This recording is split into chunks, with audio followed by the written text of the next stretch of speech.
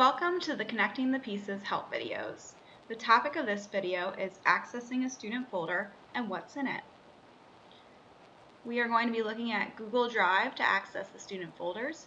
We're going to look at the consultation notes, data, evals and reports, the FBA and the PBSP, IEPs and inputs, progress reports, and miscellaneous.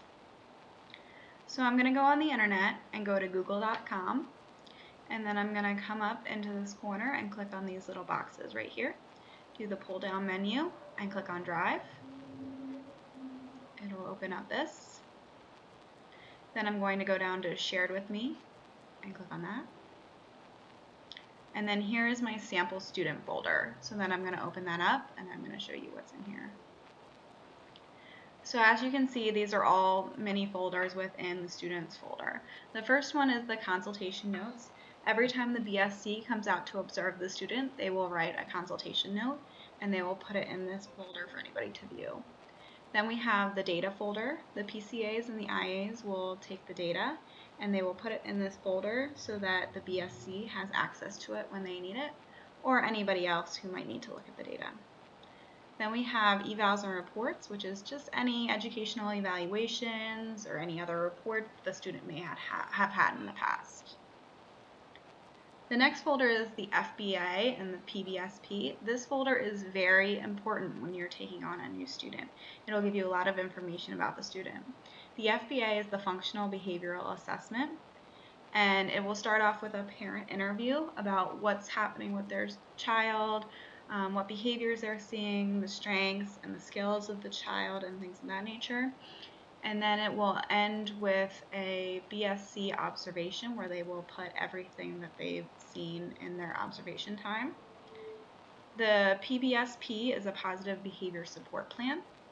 So that will include the behaviors that are seen and different ways that you're going to try to decrease these behaviors throughout your time working with the student. It also has different modifications and specially designed instruction that you might have to implement. Over here we have IEPs and inputs. The IEP is another thing that is very important to look at when you've got a new student. It's the Individualized Education Program, and it will tell you just about everything you need to know about the student before seeing them. So it'll tell you who else is on the team, the present levels of the student, different assessments the student may have taken, the goals and objectives, which include the behavior goals, which will be what you're working on, and the services. So your services will be included in there. The PCA, IA, and the BSC, all of the services will be included on that IEP. It's a very important document. Next, we have the miscellaneous folder.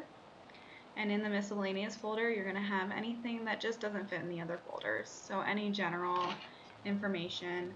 You're going to have a school calendar, you'll have the back hours tracking sheet, and there will be some other information in there that you may need.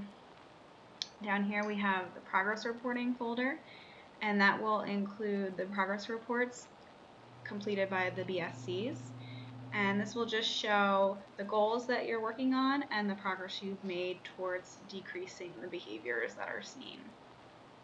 So we talked about accessing a student folder through Google Drive, and we talked about what's in it, which is consultation notes, data, evals and reports, the FBA and the PBSP, the IEPs and inputs, progress reports, and miscellaneous.